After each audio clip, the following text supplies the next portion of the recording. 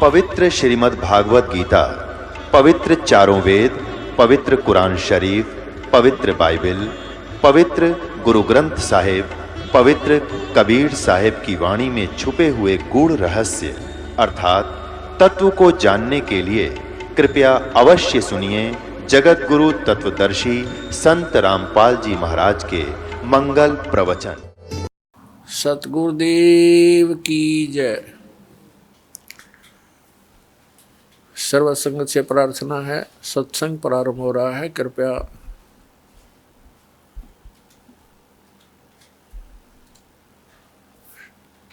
सर्व संगत से प्रार्थना है, सत्संग प्रारंभ हो रहा है। कृपया सत्संग स्थल पर शांतिपूर्वक विराजमान होकर के श्रद्धा से सत्संग सुने। परमेश्वर की प्यारी आत्माओं से पुनर्निवेदन है, सत्संग प्रारंभ हो रहा है। कृपया सत्संग स्थल पर शांतिपूर्वक विराजमान होकर के श्रद्धा से सत्संग सुने। सत साहिब सतगुरुदेव की जय। बंदी छोड़ कबीर परमेश्वर जी की जय। बंदी छोड़ गरीबदास जी महाराज जी की जय। स्वामी राम देवानंद जी गुरु महाराज जी की जय हो।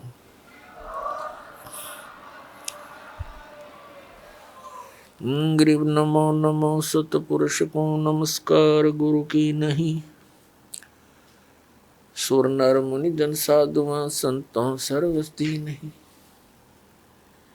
सतगुरु साहेब संत सब डंडो तुम प्रणाम। आगे पीछे मध्य हुए तिनको जा कुर्बान। नराकार निर्विषम काल जाल भयभंजनम निर्लेपम निज निर्गुणम अकल अनुबेशुंदनम। सोहम सुरति समाप्तम सकल समाना निर्तलय उज्ज्वल हिरंबर हरदमम बेपरवा अथा है वार पार नहीं मध्यतम। ग्रीव जो सुमर सिद्ध होई गणनायक गलताना। करो अनुग्रह सोई पारश पद परवाना। आदि गणेश मनाऊं गणनायक देवन देवा। चरण कमल लो लाऊं आदंत करूं सेवा। परम शक्ति संगीतम रिद्धि सिद्धि दाता सोई। अवगत गुण अतीतम सत्पुरुष निर्मोही। जगदम्बा जगदीशम मंगल रूप मुरारी। तन मन अर्पों शीसम भक्ति मुक्ति भंडारी। सुर नर मुनि जन ध्यावे ब्रह्मा विष्णु महेशा। शेष सहस मुख गावे हैं पूज्य आद गणेशा। इंद्र कुबेर सरीखा वरुण धर्म राय धावे। समर्थ जीवन जी का मन इच्छा फल पावे। 33 कोटि आधारा ध्यावे से 88 उतरे बहुजल पारा। कट है यम की फांसी 33 कोटि आधारा ध्यावे से 88 उतरे बहुजल पारा। कट है यम की फांसी। कर जोरूं विनती करूं धरूं चरण पर शीस। गुरु जी राम देवानंद जी महाराज ने दियो नाम बख्शीश। कोटि कोटि सिजदा करूं कोटि कोटि प्रणाम। चरण कमल में राखियो मैं बंदी जाम गुलाम। कुत्ता हूँ गुरुदेव का रामपाल दास की जेवड़ी। जा खेचो जाऊं तो करो तो हो बावड़ू। दूर दूर करो तो जाऊं, ज्यों राखो त्यों ही रहूं, जो देवो सो खाऊं।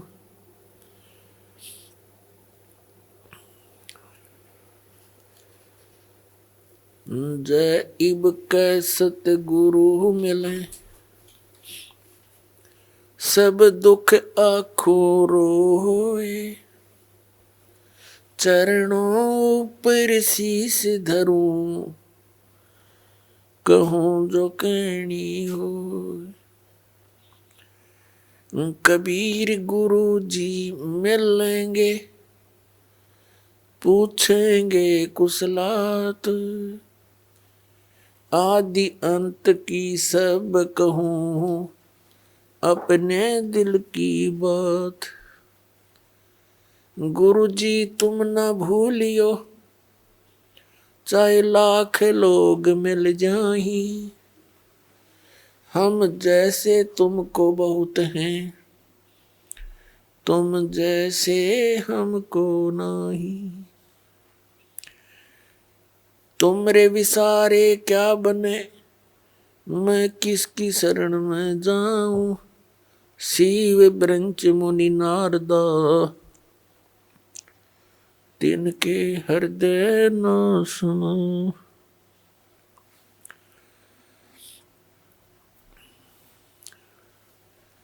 परम पिता परमात्मा पूर्ण ब्रह्म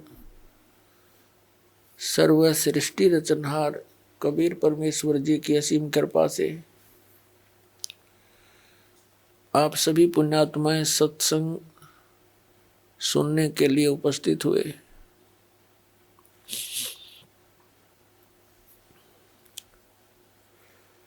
सत्संग में आने से इस जीव को ज्ञान होता है, तू कौन है, यहाँ किस लिए तू ये जन्म और मर रहा है, तुझे ये मालूम नहीं अगले क्षण में क्या हो जाए। और फिर भी आप इतने निश्चिंत होकर के यहाँ बैठे हो। सत्संग में आने से इस प्राणी को ज्ञान होता है कौन से कर्म मानव के करने योग्य हैं, कौन से ना करने योग्य हैं। फिर मानव जीवन का क्या उद्देश्य है,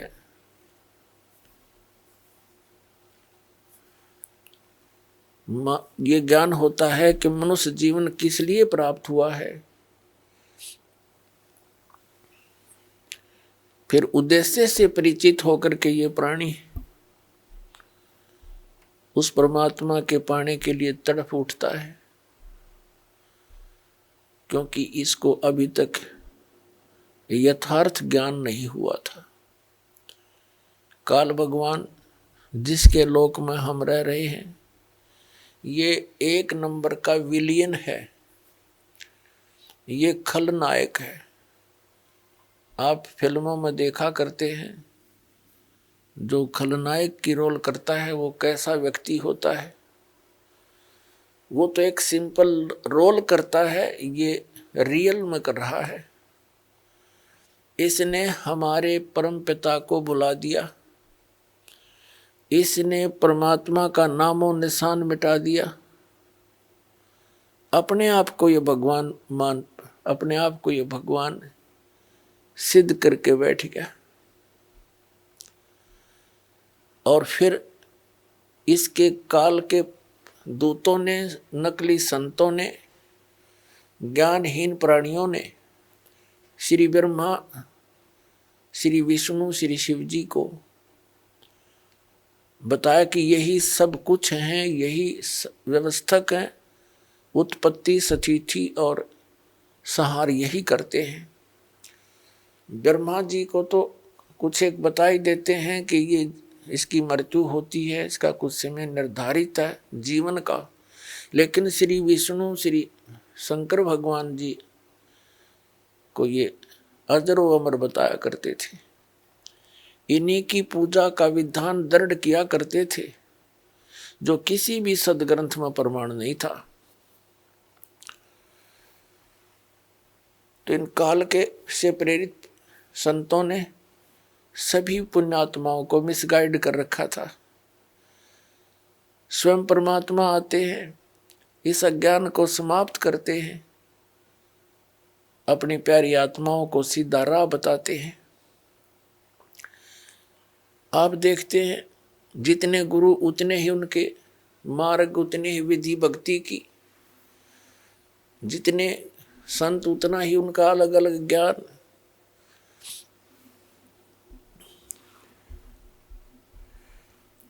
ये सारा कारण क्या है? इस काल भगवान ने सबको भ्रमित कर रखा है।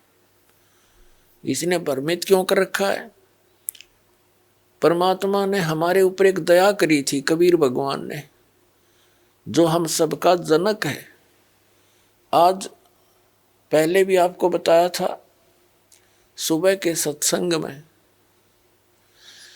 जब इस काल भगवान ने इस दुर्गा देवी जी के साथ बद व्यवहार करने की चेष्टा की थी, इस दुर्गा जी ने अपनी इज्जत रक्षा के लिए इसके पेट में शरण ली थी। परमेश्वर ने, कबीर देव जी ने, सत्य पुरुष ने इस ज्योति निरंजन को इसके 21 ब्रह्मांड समेत वहां से निकाल दिया था, साथ में दुर्गा जी को भी। और साथ में इसको एक ऐसा वचन दे दिया था कि यहाँ जो ऐसे कर्म करता है सच्चे लोक में, उसको ये रोग लगता है। 1 लाख मानव शरीरधारी प्राणियों का नितहार आहार करने का, इसको वो श्राप लगा हुआ है। 1 लाख मानव शरीरधारी प्राणियों का ये नित आहार करता है। उसके लिए इसने अपने तीनों पुत्रों की, रजगुण ब्रह्मा, सतगुण विष्णु, तमगुण शिव जी की ड्यूटी ला रखी है। इनको एक एक गुण से युक्त कर दिया। ना श्री ब्रह्मा के बस की बात, ना विष्णु के, ना शिव की। इनके अंदर से एक ऐसी रेंज निकल रही है, रेज, ऐसी किरणें निकल रही हैं जो इसके अंतर्गत इस 3 लोक में, पृथ्वी लोक, पाताल लोक और स्वर्ग लोक के प्राणियों को, ये तीनों देवताओं के अंदर से निकल रही ये किरणें प्रभावित करती हैं। ये अपने लोकों में रहते हैं, इनकी राजधानी है ऊपर, विष्णु लोक, शिवलोक और ब्रह्मा लोक। वहाँ रहते हुए भी इनके अंदर से निकल रही किरणें हमें यहाँ प्रभावित कर रही हैं। जैसे मिर्च का छोंक लगता है रसोई में, उसका प्रभाव जाकर के दिखता है दूसरे कक्षों में बैठे हुए अन्य घर के सदस्यों पर। छींकें आने लग जाती हैं, उनके बस की बात नहीं कि वो छींकों को रोक सके। मूल वस्तु रसोई में, उससे निकली हुई उस किरण ने उस प्रभावित कर दिया जाकर तीसरे कक्ष में 50 फुट की दूरी पर बैठे सदस्य को। ठीक इसी प्रकार श्री ब्रह्मा, श्री विष्णु, श्री शिव जी से निकल रही ये किरणें, ये तरंगे हमें यहाँ प्रभावित करती हैं, जिसके कारण रजोगुण की किरण के इन तरंगों के कारण हम प्रभावित होकर के सृष्टि उत्पत्ति कर, संतान उत्पत्ति करते हैं। जिस कारण से ब्रह्मा जी को सृष्टि की उत्पत्ति करता बता दिया। यू खाक उत्पत्ति करता है, उत्पत्ति तो परमात्मा ने करके दे रखी। कबीर साहब ने सारे ब्रह्मांड रच दिए, इसके 3 गुण 5 तत्व दे दिए। ये तो केवल प्रभावित करता, जिस कारण से सभी प्राणी अपनी ये विवश होकर के, विषय वासनाओं के वश होकर के संतानोत्पत्ति करते हैं। और फिर यहाँ के यहाँ की सुविधाओं की इच्छा, राजसी ठाठ सभी चाहते हैं, ये उसी का प्रभाव। और दूसरे सतोगुण के प्रभाव से हम एक दूसरे में मोह ममता बुरी तरह जकड़े हुए हैं। जीव के बस का नहीं ये ममता मोह हटा दे किसी सदस्य से, संपत्ति से या इस संसार से। ये तो परमात्मा कबीर जी की दया होगी, आपको ज्ञान मिलेगा और साथ में वो समाधान मिलेगा जो इसकी किरणों को, इनके प्रभाव को निरस्त करेगा। वो साधना आपको दी जाएगी, तब आप यहाँ से निकल सकते हो। नहीं तो जकड़ रखा प्रत्येक प्राणी को और समझ में नहीं आने देता ये हो क्या रहा है। 1 मिनट में मृत्यु हो जाती है, उससे पहले ठेकेदार बना रखा है, तो ये तेरा बेटा है, ये तेरी बेटी है, ये कार है, ये तेरी कोठी है। और फिर क्या है, छोड़ बुद्धू, तेरा कुछ नहीं था, चल गधा बन। ऐसी दुर्गति हमारी कर रखी है इस काल भगवान ने। और तीसरा जो शंकर भगवान है, उसके अंदर आपको पता ही है, तमोगुण के कारण एक दूसरे के साथ लट्ठम लट्ठा इतना क्रोध पैदा कर देता है, हिंसाएं हो जाती हैं।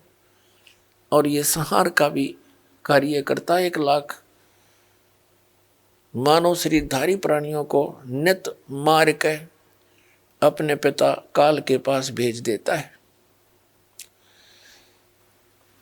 जिस कारण से इस अपनी व्यवस्था, इसको भूख लगी हुई, इसको भूख लगती है। 1 लाख मानव शरीरधारी प्राणियों का निताहार करने का श्राप लगा हुआ है।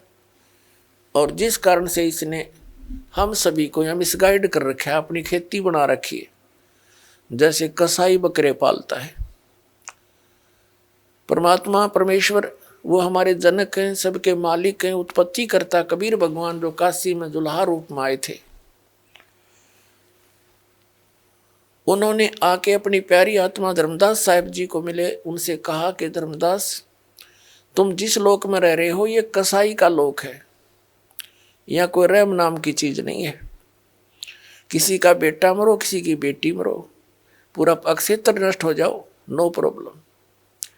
इसमें दया नाम की चीज नहीं है।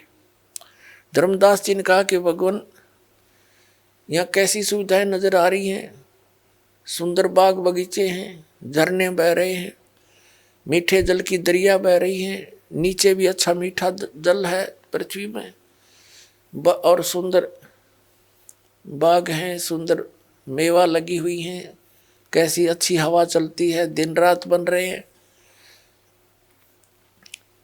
तो परमात्मा ने कहा कि ये तो ऐसी व्यवस्था है जैसे कसाई बकरे पालता है, वह अपने उन पाले हुए बकरे और बकरियों के लिए सब सुविधाएं देता है। एक बहुत बड़ी चरागाह भी बनाता है, उनके लिए शेड झोंपड़ी डालता है गर्मी और सर्दी से बचाने के लिए, जल की व्यवस्था करता है, उसके चारे की व्यवस्था करता है, हिंसक पशुओं से बचाने के लिए उनकी चारों तरफ बाड़ करता है, सुरक्षा चक्कर बनाता है। जिस कारण से वो बकरे ये सोचते हैं ये दयालु मालिक है हमारा, हमारी कितनी केयर टेक करता है, कितनी देखभाल रखता है। जिस कारण से जब वो कसाई बकरों के पास आता है तो उससे प्यार करते हैं, ऐसे ऊपर को पैर उठाकर उसे सीने से लगाना चाहते हैं, उसकी उस व्यवस्था को देखकर इसे प्रभावित हो जाते हैं। वो ऐसे हाथ लगाकर देख रहा होता है, वो प्यार करते हैं, जीभ से चाटते हैं उसके हाथों को प्यार जताने के लिए। वो देख रहा होता है ये कितने किलो का हो गया, इसमें कितना मांस बढ़ गया, और वो सोच रहे हैं ये हमें प्यार कर रहा है। पहले उन भोले बकरों और बकरियों को वो दयालु नजर आता था, लेकिन जब ऑर्डर आता है 10-20 बकरों का काटने के लिए, वो ना देखता किसकी बेटी मरेगी, किसकी माँ, किसका भाई और किसकी बहन। एक परिवार के चाहे सारे आ जाओ, मोटे मोटे छांट के और जाके काट के अपना निर्वाह करता है। परमात्मा ने कहा धर्मदास, तुम इसे कसाई के लोक में रह रहे हो, तुम्हें आंखें नहीं खुलने देता, ये मूर्ख बना रखा तुम्हारे को। पुणात्मा, जिस समय आप परमात्मा की सत्यनारायण कथा से परिचित हो जाओगे, सत्यनारायण कथा का अर्थ हो सच्चे भगवान की जानकारी, उसकी महिमा का गुणगान, अविनाशी भगवान की गुणगान। आज तक हम श्री विष्णु जी को सत्यनारायण कहते थे। सत्यनारायण माने अविनाशी, सच्चा भगवान, सच माने जो कभी नाश ना हो जिसका। और विष्णु जी की मृत्यु होती है, शंकर जी की भी मृत्यु होती है, और ब्रह्मा जी की भी मृत्यु होती है। तो ये सत्यनारायण नहीं थे। सत्यनारायण केवल कबीर देव है, कबीर साहब है, जो काशी में धानक रूप में आया था। बनारस के अंदर 120 वर्ष रहे, सहशरीर आए थे, शिशु रूप धारण किया था और सहशरीर चले गए थे मगहर से हजारों लाखों की संख्या में उपस्थित दर्शकों के सामने। उनके सब जब परमात्मा एक वस्त्र बिछाया था, एक चादर एक ऊपर ओढ़ कर लेटे थे। कुछ देर के पास आकाशवाणी हुई थी, देखो मैं जा रहा हूँ, इस चादर में कोई मुर्दा नहीं है। चादर उठा के देखी, सुगंधित फूल मिले थे। वो ना जन्म हुआ ना मरे थे, वो सत्यनारायण है, वो अविनाशी परमात्मा है। नारायण का अर्थ होता है जल पर आकर आने वाला, जल पर विराजमान होने वाला।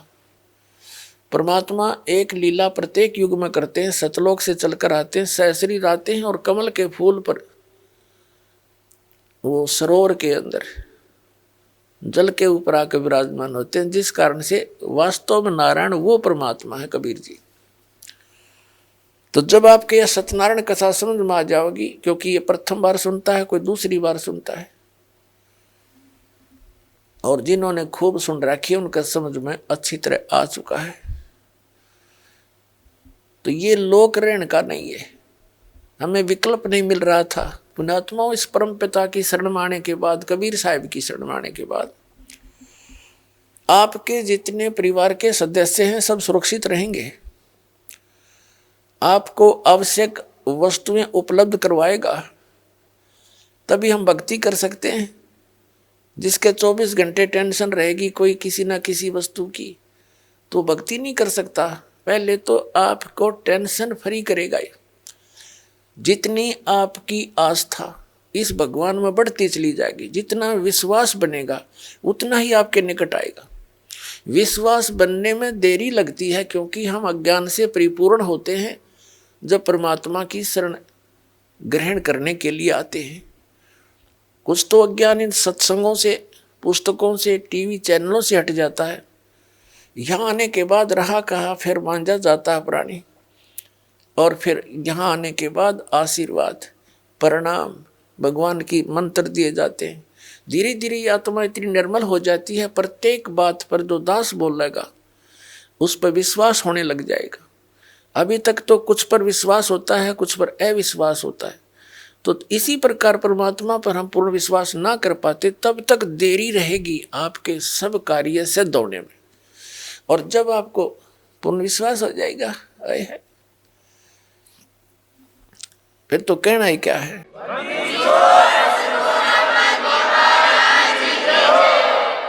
जिनको पूर्ण विश्वास हो जाता है, एक भक्त ऐसे ऐसे सुख बताता है कि उसका कहता है जी कितने बताऊं, गिनती नहीं। तो पुण्यात्माओं, भगवान है ये हमारा सच्चा पिता है, और अपने पिता को ही अपने संतान के दुख की चिंता होती है, और ये समर्थ है, हमारे सब काम करने में सक्षम है, सब दुखों को दूर करने में सक्षम है। ये समर्थ परमात्मा है। इस पर विश्वास करके देखो पूर्ण हृदय से, फिर देखना सारे काम ठीक होंगे। तो आप जब तक यहाँ रहोगे, आपको अपना परिवार, आपके बच्चे, भाई बहन, माता पिता सभी प्रिय लगते हैं। और इसकी शरण में आने के बाद आपको ये सब, आप इनके साथ रहोगे जब तक आपका सतलोक गमन नहीं होगा। और यदि आप परमात्मा की शरण में नहीं हो, प्रिय तो पहले भी फिर भी लगते हैं, और एक मिनट में मृत्यु हो जा किसी भी प्रिय बेटे की या बेटी की, टक्कर मारते रह जाओ, वो प्रिय लगो चाहे ना लगो फिर। और इसकी शरण में आने से आपको उस संकट से भी दूर रखेगा, आपकी उम्र भी बढ़ा देगा। ये समर्थ परमात्मा है, ये सत्कर्मालय।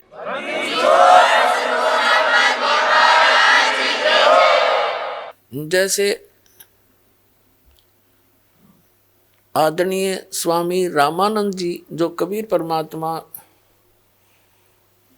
ने उनको इस यथार्थ ज्ञान से परिचित कराया था, ज्ञान से बहुत कुछ ज्ञान दिया, उनको बहुत कुछ समझ में आया। फिर उन्होंने एक समस्या उनके सामने आई कि बच्चा, मैं 104 वर्ष की उम्र का हो चुका हूं और 16 वर्ष की आयु से मैं इस मार्ग पर लगा था, श्री राम और श्री कृष्ण की गुण गाने, विष्णु जी के गुण गाने में, इन्हीं की भक्ति करता हूँ, विष्णु जी को इष्ट मानता हूँ, स्वर्ग जाने का टारगेट बना रखा है। तब परमेश्वर ने कहा था कबीर जी ने कि स्वर्ग में कितने दिन रहोगे स्वामी जी। बुद्धिमान ब्राह्मण था, विद्वान था, इतना तो ज्ञान था। कहा था कि बच्चा, क्योंकि उस समय परमात्मा कबीर जी लीला में आयु 5 वर्ष के थे और स्वामी रामानंद जी 104 वर्ष के वृद्ध हो रहे थे। तब परमात्मा ने कहा आप कितने दिन रहोगे स्वर्ग के अंदर, विष्णु जी के लोक में, जिसको आप इतना प्यार करते हो विष्णु जी को। तब उसने कहा, क्योंकि बुद्धिमान थे, कहा बच्चा जितना मेरा पुण्य होगा, भक्ति की जितनी कमाई होगी, उसके आधार से वहां समय निर्धारित किया जाता है। परमात्मा ने कहा उसके बाद कहाँ जाओगे एक पता नहीं। परमात्मा ने कहा मैं बताता हूँ कहाँ जाओगे, इसके बाद आप नरक में जाओगे, कबीर साहब ने कहा। और नरक के बाद फिर 84 लाख योनियों में जाओगे, कुत्ते और गधे बनोगे, और तेरा भगवान विष्णु भी मृत्यु को प्राप्त होगा। फिर कहाँ जाओगे? ब्रह्मांड पूरा नाश होगा, तब कहाँ जाओगे? अब 104 वर्ष का विद्वान पुरुष कहलाता था अपने आप को। उस समय वर्तमान के अंदर तत्कालीन समय में स्वामी रामानंद जी 1 नंबर के विद्वान माने जाते थे, वेदों, गीता और पुराणों के। और वो 104 वर्ष का वृद्ध ऐसे मुंह खुला का खुला रह गया जब कबीर परमात्मा ने यह वचन उनके सामने बोला, फिर कहाँ जाओगे तुम? मुंह फटा का फटा रह गया 104 साल के वृद्ध का। तो परमात्मा ने कहा मैं बताता हूं, एक सतलोक है ऊपर, आपके वेद भी बताते हैं। तो रामानंद जी ने कहा जी हमने तो अभी तक वेदों में स्वर्ग तक ही पढ़ा है। परमात्मा बोले कि तुमने पढ़ा ही नहीं है, तुम एक दूसरे की सुनी सुनाई दंत कथाएं सुना रहे हो। तुम निराकार बताते हो परमात्मा को, और वहाँ साकार है भगवान। तो परमात्मा ने कहा कि तुमने वेदों को पढ़ा ही नहीं, पढ़ा तुम्हारे समझ में नहीं आया। तो परमात्मा ने सारा कुछ बताया कि उस वेद में ऐसे देखिए, उस वेद में ऐसे देखिए।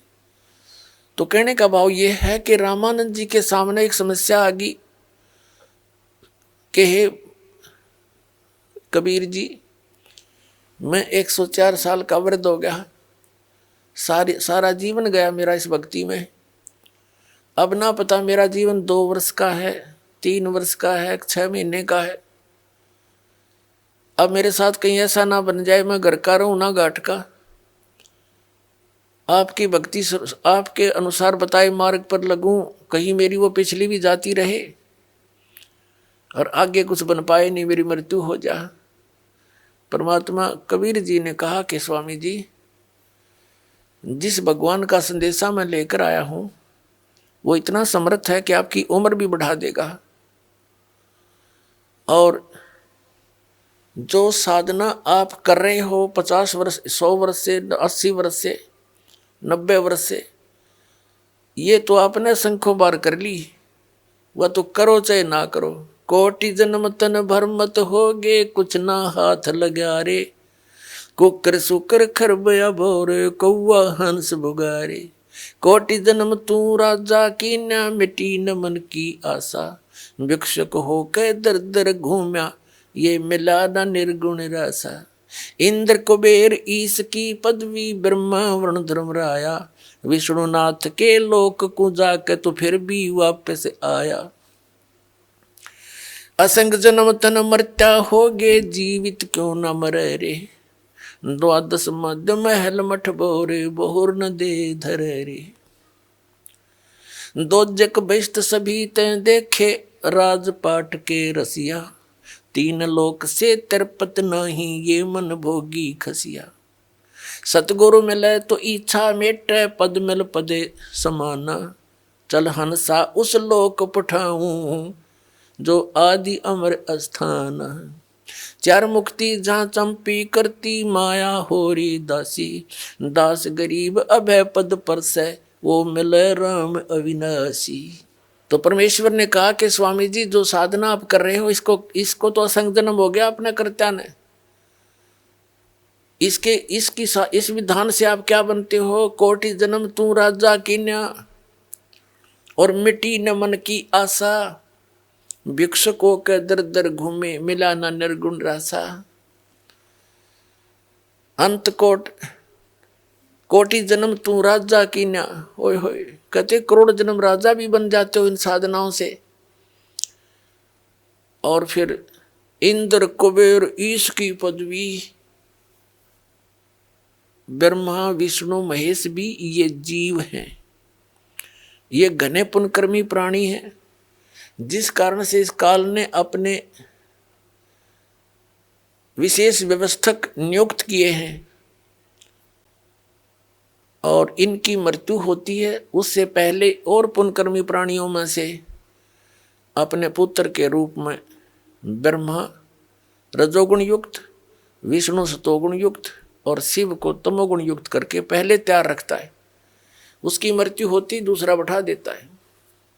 वो प्राणी तत्कालीन जो ब्रह्मा विष्णु महेश होते हैं, वो 84 लाख योनियों में कष्ट उठा रहे होते हैं। नए ब्रह्मा विष्णु महेश ये रख लेता है, नियुक्त कर लेता है पुण्यात्माओं में से छांट कर। अपने आत्माओं यहाँ थोड़ा सा कंसेप्ट क्लियर करना पड़ेगा, अन्यथा नए नए भक्त आते हैं, वो ये सोचते हैं कि ब्रह्मा विष्णु महेश को हमने कभी सुना ही नहीं कि इनकी जन्म और मृत्यु होती है। इनका कोई माता पिता भी है, क्योंकि आज दिन के सत्संग में आप जी को इनकी उत्पत्ति बताई थी, सृष्टि की रचना का कुछ अंश सुनाया था, तो उसको भी अब प्रमाणित करेंगे। सबसे पहले आपको दिखाते हैं कि ब्रह्मा विष्णु महेश नासवान है, इनकी जन्म और मृत्यु होती है।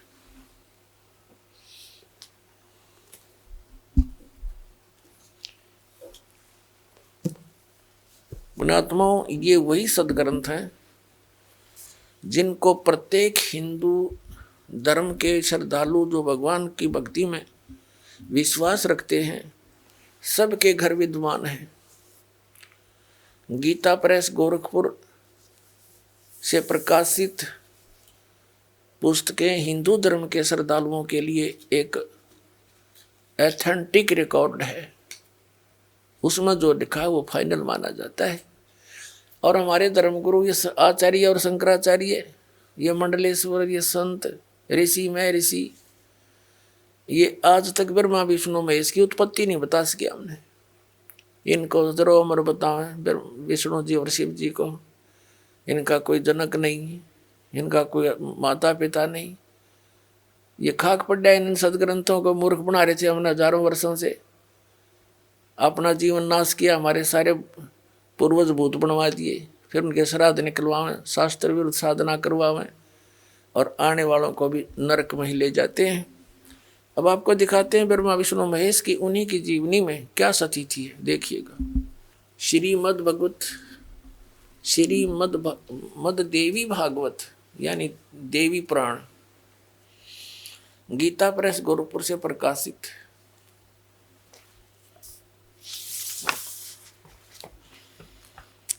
संपादक हनुमान प्रसाद पोदार चिमनलाल गोस्वामी,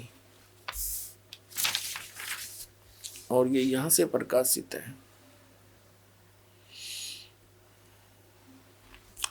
थोड़ा सा हिंट दिखाएंगे 123 पृष्ठ पे। तीसरा स्कंद, भगवान विष्णु अपनी माता दुर्गा की, देवी की स्तुति करते हुए कह रहे हैं, तुम शुद्ध स्वरूपा हो, ये सारा संसार तुम ही से उद्भासित हो रहा है। मैं ब्रह्मा और शंकर हम सभी तुम्हारी कृपा से विद्यमान हैं। हमारा आविर्भाव यानी जन्म और तिरोभाव माने मृत्यु हुआ करता है। हमारा तो जन्म और मृत्यु हुआ करता है। केवल तुम ही नित्य हो, जगत जननी हो, प्रकृति और सनातनी देवी हो। भगवान शंकर बोले, देवी यदि माँ भाग विष्णु तुम्ही से प्रकट हुए हैं तो उनके बाद उत्पन्न होने वाले ब्रह्मा भी तुम्हारे बालक हुए। फिर मैं तमोगुणी लीला करने वाला शंकर क्या तुम्हारी संतान नहीं हुआ? अर्थात मुझे भी उत्पन्न करने वाली तुम ही हो। शिवे, संपूर्ण संसार की सृष्टि करने में तुम बड़ी चतुर हो। इस संसार की सृष्टि सतिथि और संहार में तुम्हारे गुण सदा समर्थ है। उन्हीं तीनों गुणों से उत्पन्न हम ब्रह्मा, विष्णु एवं शंकर नियमानुसार कार्य में तत्पर रहते हैं।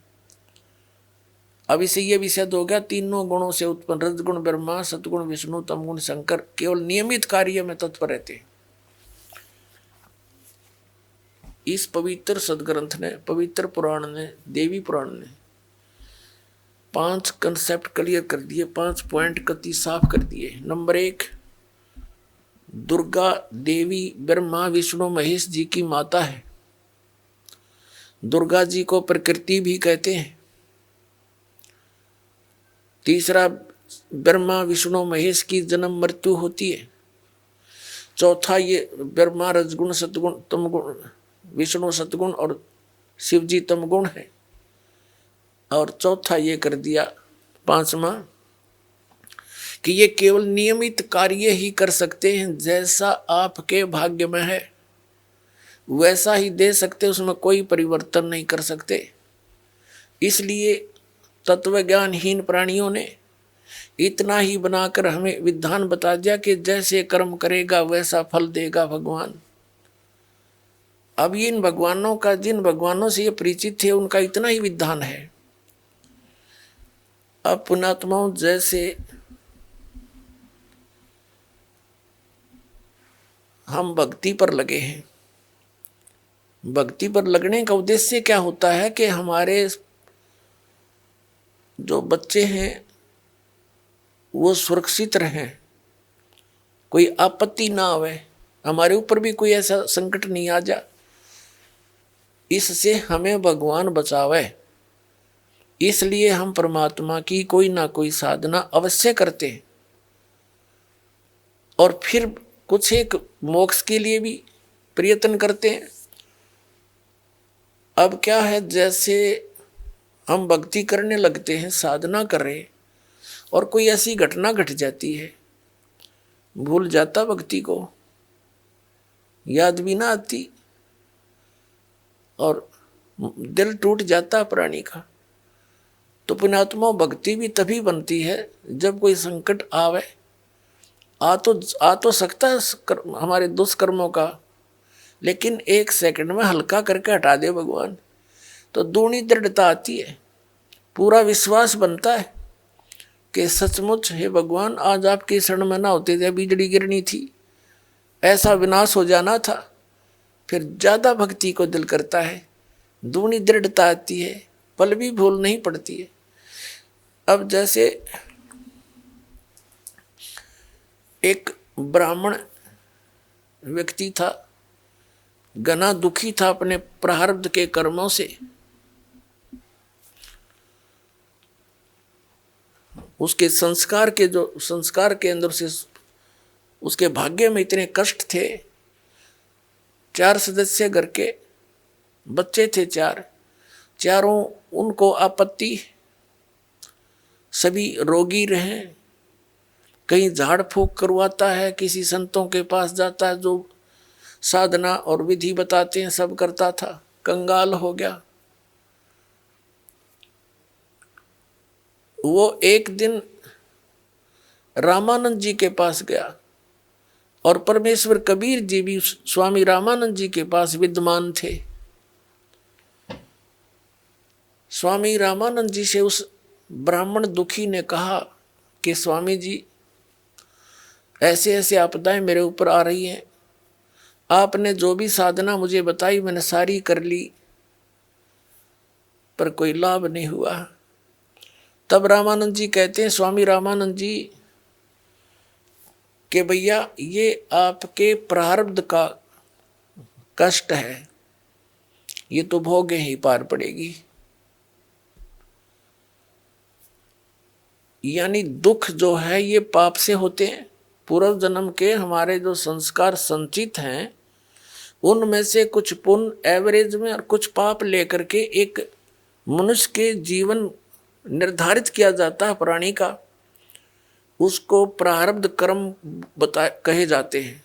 जिसके पूर्व जन्म के पाप ज्यादा हैं उसके जीवन में उन पापों की रेशो ज्यादा है, और पापों से संकट आते हैं, कष्ट आते हैं, तो उनके जीवन में कष्टों की श्रृंखला सी बन जाती है। वो श्रृंखला उस ब्राह्मण भक्त दुखी के बनी हुई थी। परमात्मा ने कहा कि महाराज, कबीर परमेश्वर ने कहा स्वामी रामानंद जी को कि स्वामी जी, आप कह रहे हो कि इनके तेरे प्रारब्ध के कर्म हैं, ये तो भोगने ही पड़ेंगे। तो परमेश्वर ने कहा फिर भक्ति की आवश्यकता क्या रही? यदि जैसे कर्म लिखे हैं पुण्य और पाप यही सब कुछ प्राप्त होंगे तो भक्ति की आवश्यकता क्या स्वामी जी? तो स्वामी जी कहता, बेटा बच्चा क्या बताऊं, वेदों में ऐसा ही लिखा है। परमात्मा बोले, तुमने वेदों का कह का भी पता को नहीं, वेदों का नाम लेते हो, स्वयं भ्रमित हो, जनता को मिसगाइड किए बैठे हो। अब स्वामी रामानंद जी तो परमात्मा को देख रहे थे, देख कर आए थे सतलोक में। वो फिर उसके बाद ज्यादा अटपट नहीं करते थे, लेकिन अपनी अल्प बुद्धि का परिणाम जरूर दे देते थे कभी ना कभी। तब परमात्मा ने कहा कि वेदों को आप पुनः देखिए, उसमें स्पष्ट लिखा है कि परमात्मा घोर पाप भी नाश करता आपके जीवन का, प्रारब्ध का, सत साधना करने वाले का। नहीं तो फिर भक्ति की आवश्यकता क्या है? जाइए नो के नो दे टूटेंगी भक्ति इंसान की, फिर क्या यूज भक्ति का? अपनात्मा जैसे किसी के पैर में कांटा लगा हो और वो किसी के पास जाता है, वो देख जाकर कहता है भी तेरा जो कष्ट है, पीड़ा जो तुझे कांटा लगा हुआ अंदर गहरा, ऊपर नहीं दिखता हो, तो उसके लिए समाधान क्या है? उसका समाधान तो ये है कांटा निकलना चाहिए। और कोई ये कहे कि कांटा तो निकलेगा नहीं, ये तो तेरी एडी में पंजे में लगा ही रहेगा, और भक्ति कर आगे का जीवन तो सफल हो जाएगा। यानी जो तेरे प्रारब्ध के कर्म हैं ये तो तुझे भोगने पड़ेंगे, और कोई ये कहे कि भक्ति कर आगे सुखी हो जाएगा। पुण्यात्माओं को ये कहे कि तेरे पैर का कांटा तो निकला नहीं, और जूता पहन ले आगे कांटे ना लगेंगे, तो कांटा लगे पैर में जूता पहना नहीं जा सकता, वो तो कांटा निकले। और फिर उसको सलाह दी जा कि जूता मत निकाल दी सफर में, तो उस डर के मारे के कहीं फिर ना बात बिगड़ जा, वो कभी जूता नहीं उतारे फिर उस सफर में। तो पुण्यात्माओं जिनको कर्म के कांटे चुभे हुए हैं और उनको कोई सलाह दे कि ये कर ले वो कर ले, कुछ देर तो करते हैं वो, फिर जब उनको ये सलाह मिलती है अंत में ये मिल जाता है कि कर्म तो भोगने ही पड़ेंगे, प्रारब्ध के हैं, और भक्ति कर ले, खाक भक्ति करेगा वो, कर ली भक्ति उसने तो फिर वो उस कांटे पर ध्यान रहेगा, पहन सकता जूता उसको। तो कहने का भाव ये है कि हमारे सदग्रंथ जो हमें बताना चाहते हैं वो हमारे धर्मगुरु परिचित नहीं थे। परमात्मा के गुण क्या बताते हैं ये डंडोरा किस चीज का पीट रहे थे, ये सारा मिसगाइड किए बैठे थे अपने को। ऐसे आज तक जितने भी महापुरुष आप देखो सबकी यही दशा है, इन्हें कख नहीं पता था। अब थोड़ी सी झलक दिखाते इसी पॉइंट पे।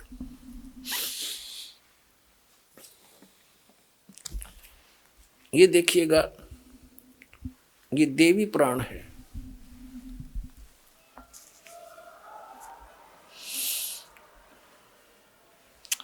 इसी में आपको दिखाते हैं, ये गीता प्रेस गोरखपुर से प्रकाशित है। हनुमान प्रसाद पोदार चिमनलाल गोस्वामी इसके संपादक हैं और गीता प्रेस गोरखपुर से ही प्रकाशित है, मुद्रित है। आप जी को थोड़े से सत्संग में इन सभी ऋषि महर्षियों की तलाशी लेकर दिखा दूंगा, ये कितने विद्वान थे और क्या ज्ञान दिया करते थे। ये देखिएगा, ये चौथा स्कंद है और 243 पृष्ठ पे व्यास जी कहते हैं कि प्रहलाद की बात सुनने के पश्चात शुक्राचार्य ज्ञान दृष्टि से सब कुछ देखकर प्रसन्न हो गए, उनका मुख मुस्कान से भर गया। उन्होंने दैत्यों से कहा, दानवों, तुम मेरे यजमान हो, भक्त हो, तुम्हें न तो डरना चाहिए और न पाताल में ही जाना चाहिए। अपने सत मंत्रों के प्रभाव से मैं तुम्हारी रक्षा कर लूंगा। धर्म के मर्मज्ञ महाशयो, प्राचीन समय में ब्रह्मा जी के मुख से मैंने जो बात सुनी है उसे बता रहा हूं, सुनो। यह वचन बड़ा ही हितकर है, सत्य और अटल है। उन्होंने कहा था कि होने वाली बातें अवश्य होकर रहती हैं। धरातल पर कोई भी ऐसा सुयोग्य पुरुष नहीं है जो प्रारब्ध को विफल बनाने में समर्थ हो सके। विपरीत समय के कारण इस समय तुम्हारी शक्ति अक्षीण हो गई है, अतः एक बार तो तुम्हें देवताओं से परास्त होकर पाताल में जाना ही पड़ेगा। समय सदा बदलता रहता है। कुछ ही दिन पूर्व तुम सम्राट रह चुके हो। पुण्यात्मा, इनकी देखिए दोगली बात कैसी है। अब जैसे इन दैत्यों के गुरु शुक्राचार्य माने जाते हैं, पुण्यात्मा, हम प्रहलाद जी को एक परम भक्त मानते हैं और जो साधना उस परम भक्त ने करी थी, विष्णु जी की उपासना की, उस साधना से फिर वो स्वर्ग में गया, उसके बाद सम्राट हो गया, राजा बना, और फिर झगड़ा उनके साथ आपस में युद्ध हो गया राक्षसों और देवताओं का। तो भी इनका गुरु जी क्या कह रहा है, ऐसे ये मूर्ख बना रहे अपने को। एक बार तो कहता शुक्राचार्य कि तुमने डरना नहीं चाहिए, तुम मेरे भक्त हो, मैं अपने सत मंत्रों से तुम्हारी रक्षा कर लूंगा और तुम्हें पाताल में नहीं जाना चाहिए, तुम निश्चिंत रहो। और फिर क्या कहता है, तुरंत ही बदल गया पैतरा। कहता एक बात तो अटल है, मैंने ब्रह्मा जी से सुनी थी, इनके ज्ञान का जितने भी ये ऋषि महर्षि हुए हैं, जितने ये सभी श्री ब्रह्मा जी के द्वारा बताए ज्ञान को फाइनल मानते हैं। ब्रह्मा जी ना आप नहीं पता मैं कहाँ से उत्पन्न हुआ। तो ये क्या बताता है कि मैंने ब्रह्मा जी के मुख से सुनी है, और ब्रह्मा जी को ये वेदों का सबसे बड़ा ज्ञाता मानते हैं। क्या कह रहा है कि मैंने ब्रह्मा जी से मुख से एक बात सुनी थी कि जो होनहार होकर रहेगी और प्रारब्ध के कर्म टल नहीं सकते, वो तो भोगने पड़ेंगे। एक बार फिर तुमने देवताओं से हार के पाताल में तो जाना ही पड़ेगा। फिर तेरे वो सतमंत्र का बाढ़ में गए। मूर्ख बनाओ ये, फिर पढ़ो एक बार। अब ये चौथा स्कंद पढ़ रहे हैं हम श्री देवी पुराण का। व्यास जी बता रहे हैं, लेखक जो पुराणों के लेखक हैं, प्रहलाद की बात सुनने के पश्चात शुक्राचार्य ज्ञान दृष्टि से सब कुछ देखकर प्रसन्न हो गए। उनका मुख मुस्कान से भर गया। उन्होंने दैत्यों से कहा, दानव, तुम मेरे यजमान हो, तुम्हें न तो डरना चाहिए और न पाताल में जाना चाहिए। मैं अपने सतमंत्रों से प्रभाव से तुम्हारी रक्षा कर लूंगा। हर फिर आगे तुरंत क्या कहे है कि धर्म के मर्मज्ञ महाशयो, प्राचीन समय में ब्रह्मा जी के मुख से मैंने जो बात सुनी है सो बता रहा हूँ, सुनो। यह वचन बड़ा ही सत्य, हितकर, सत्य और अटल है। उन्होंने कहा था होने वाली बातें अवश्य होकर रहती हैं। धरातल पर कोई भी ऐसा सुयोग्य पुरुष नहीं है जो प्रारब्ध को विफल बनाने में समर्थ हो सके। विपरीत समय के कारण इस समय तुम्हारी शक्ति क्षीण हो गई है, अतः एक बार तुम्हें देवताओं से परास्त होकर पाताल में जाना ही पड़ेगा। फिर वो तेरे सतमंत्र कित गए, ये न्यू मूर्ख बना रहे, देख तुरंत झूठ बोल रहा है। एक बार तो छाती कूट रहा है, मैं अपने सतमंत्रों से ठीक तुम्हारी रक्षा कर दूंगा, तुमने नहीं जान दूंगा। अब इनको जाना ही पड़ेगा, वो तो आ गया अंत इनका। अब दूसरा दिखाता हूं। अब देवताओं के गुरु बृहस्पति की आपको वार्ता सुनाते हैं, इनका ज्ञान दिखाते हैं। 5वां स्कंद वही देवी भागवत 282 पृष्ठ पे हम पढ़ेंगे। यहां से व्यास जी कहते हैं, देवराज इंद्र की बात सुनकर बृहस्पति जी उनसे कहने लगे। इंद्र को सलाह दे रहे हैं कौन? देवताओं के गुरु बृहस्पति जी। अब यहां आ जाते हैं, हम अपने मतलब की बात पढ़ेंगे 283 पृष्ठ पे।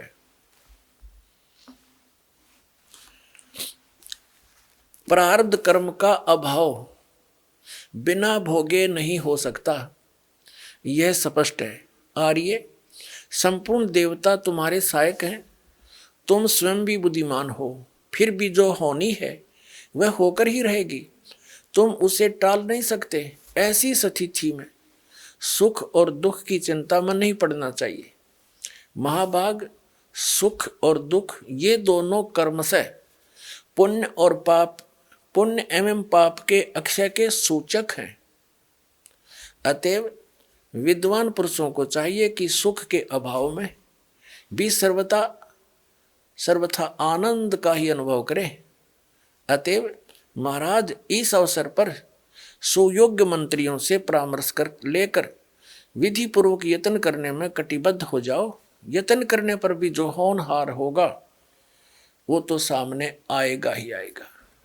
अब आगे इसकी देवताओं के गुरु बृहस्पति जी का भी यही नियम है, यही विधान बता रहा है कि जो प्रारब्ध में लिखा हो तो भोगना ही पड़ेगा और इसको टाला नहीं जा सकता।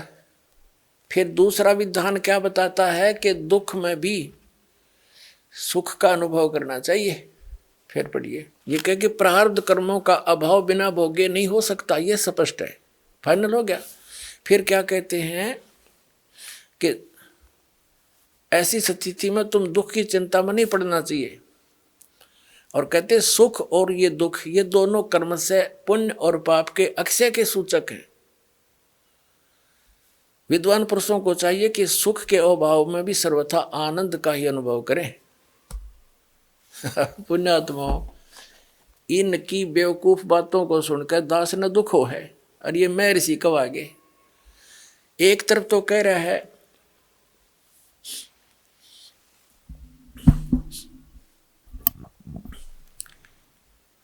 कि प्रारब्ध के कर्म तो भोगने पड़ेंगे,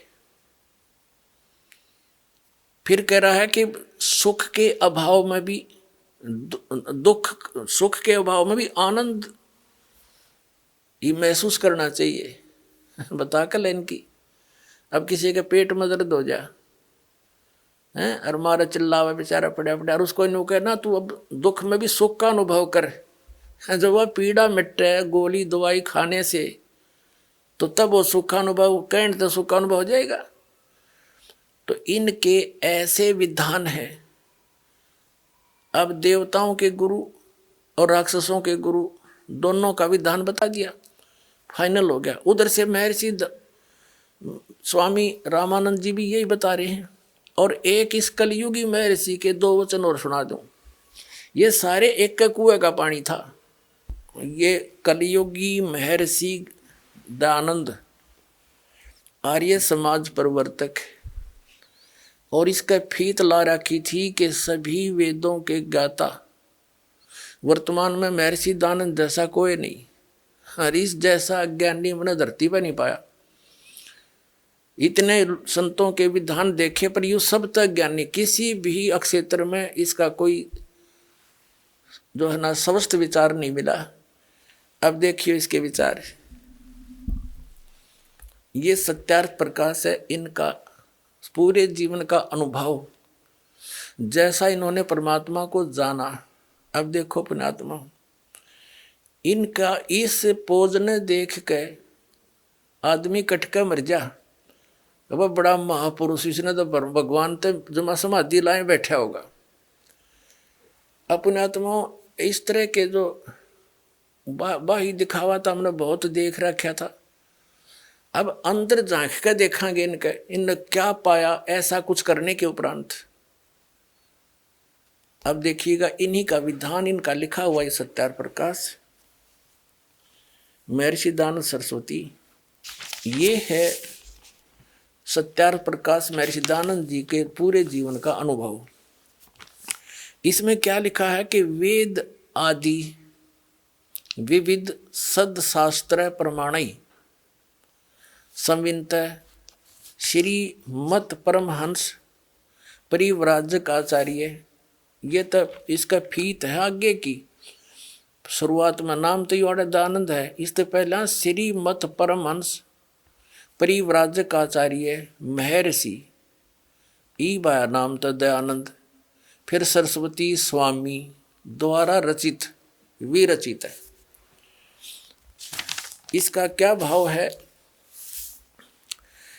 कहने का भाव इनका ये लिख रखा है ना, वेद आदि सदशास्त्रों यानी वेद और अन्य सदशास्त्रों से निष्कर्ष निकाल के महर्षि दानंद जी द्वारा सत्यार प्रकाश की रचना की गई। अब आम व्यक्ति ने सत्यार प्रकाश को पढ़ना शुरू कर दिया था, वेदों को छोड़ दिया कि इन्होंने सही जाना है और सही निष्कर्ष निकाल कर हमें सिंपल साधारण सी भाषा में दे रखा हिंदी में। तो इस सत्यार प्रकाश को शिरोधार्य मान लिया था, ये एक उपनिषद का रूप धारण कर लिया था इसने। दास ने भी इसको इसी दृष्टिकोण से पढ़ा था कि इस महापुरुष के भी वचन यदि परमात्मा के वचनों के समर्थक मिल गए तो बहुत सुविधा मिलेगी मुझे जनसाधारण को भगवान की पहचान बताने में।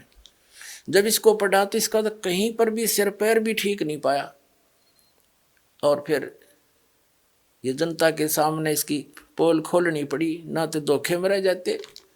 अब देखो 7वें समोल्लास में आपको दिखाते हैं। इसके तो एक पृष्ठ पे कई विधान फेल हो जाते हैं। सत्यार प्रकाश है 7वां समोल्लास 7वां समोल्लास। किसी ने पूछा प्रश्न, ईश्वर साकार है व निराकार? महर्षि दानंद उत्तर देते निराकार है। ठीक है। किसी ने प्रश्न किया कि परमेश्वर की स्तुति प्रार्थना उपासना करनी चाहिए व नहीं? उत्तर महर्षि दानंद का करनी चाहिए। प्रश्नकर्ता कहता है क्या स्तुति आदि करने से ईश्वर अपना नियम छोड़ स्तुति प्रार्थना करने वाले का पाप छुड़वा देगा? महर्षि दानंद कहता नहीं। प्रश्नकर्ता कहता तो फिर स्तुति प्रार्थना क्यों करना, किस लिए करें भाई, जब पाप नहीं छुड़ा सकता। अब कोई न्यू कहे कि क्या साबुन कपड़े का मैल छुड़वा देगा? अरे कोई न्यू कहे कि नहीं, ये तो स्वाभाविक प्रश्न उठेगा भाई फिर साबुन की हो सकता क्या? यदि परमात्मा पापनाश नहीं कर सकता तो स्तुति भक्ति की आवश्यकता क्या? प्रश्न करना सही, प्रश्न करता सही प्रश्न कर रहा है, लेकिन ये अज्ञानी क्या बोल रहा है देखिए। क्या स्तुति आदि करने से ईश्वर अपने नियम छोड़कर स्तुति प्रार्थना करने वाले यानी भगत के पाप छुड़वा देगा? स्वामी जी कहता नहीं, मेरे सिद्धांत कहता नहीं। प्रश्नकर्ता कहता तो फिर स्तुति प्रार्थना क्यों करना? स्वामी जी का उत्तर उनके करने का फल और है, अन्य ही है। प्रश्नकर्ता कहता क्या है? स्वामी दानंद जी कहते हैं स्तुति से ईश्वर में प्रीति, उसके गुण कर्म स्वभाव से अपने गुण कर्म स्वभाव का सुधरना, प्रार्थना से निरभिमानता उत्साह और साहे का मिलना, उपासना से परब्रह्म से मेल और उसका साक्षात्कार होना। वाह रे,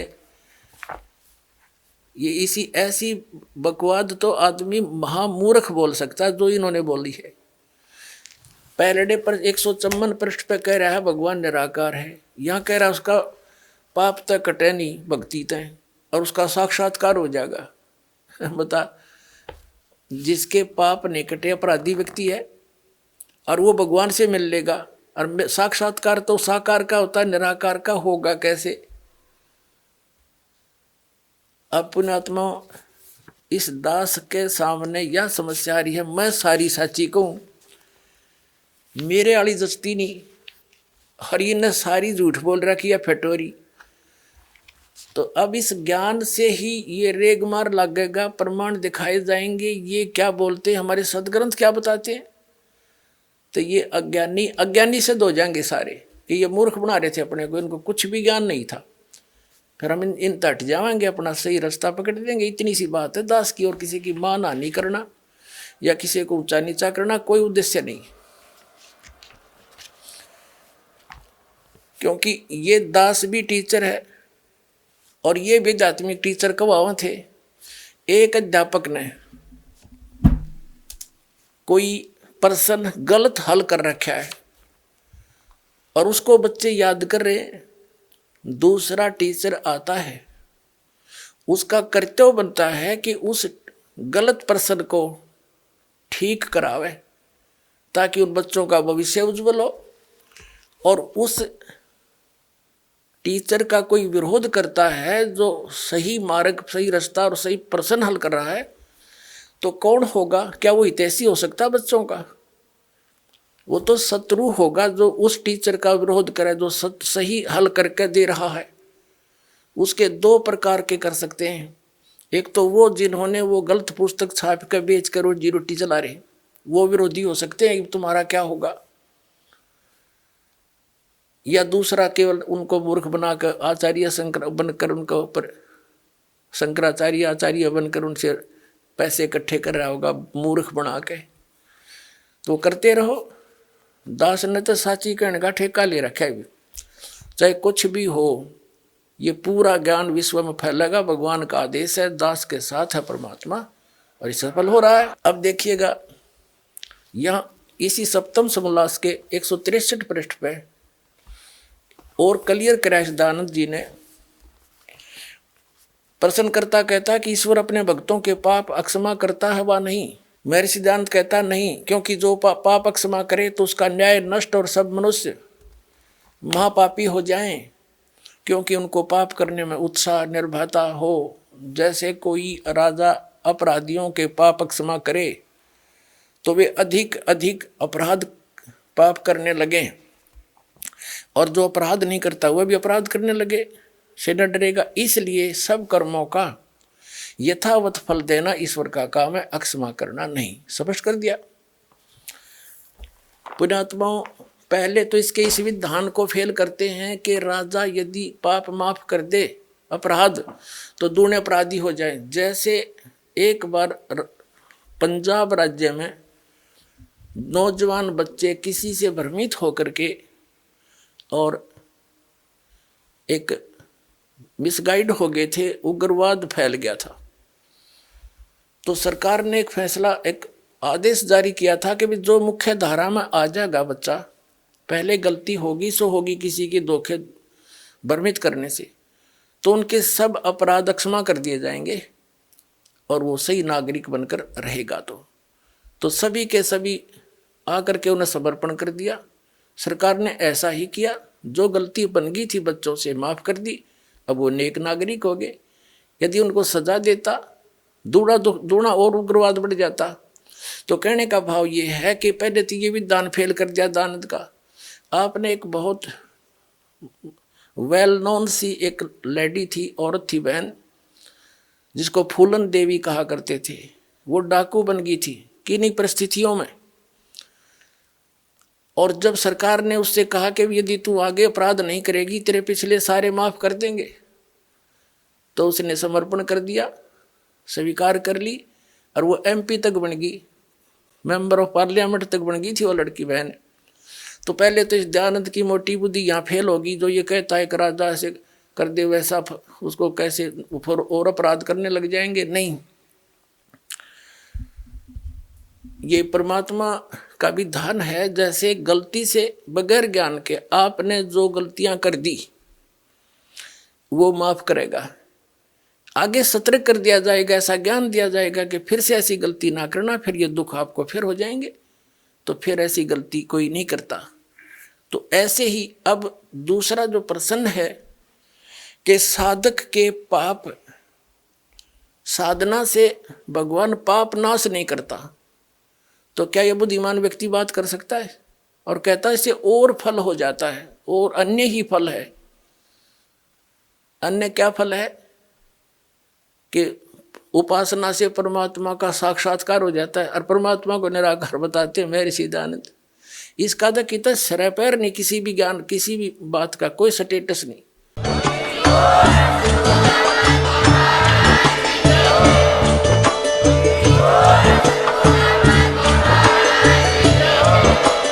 आप सुन रहे थे जगत गुरु तत्वदर्शी संत रामपाल जी महाराज जी के मंगल प्रवचन। अधिक जानकारी के लिए विजिट कीजिए हमारी वेबसाइट www.jagatgururampalji.org। संत रामपाल जी महाराज जी के शुभ आशीर्वाद से पूरे विश्व भर में 500 से भी ज्यादा नाम दीक्षा केंद्र हैं, जिन पर संत रामपाल जी महाराज जी द्वारा ऑनलाइन निशुल्क नाम दीक्षा दी जा रही है। अपने नजदीकी नाम दीक्षा केंद्र का पता करने के लिए संपर्क करें 8222880541।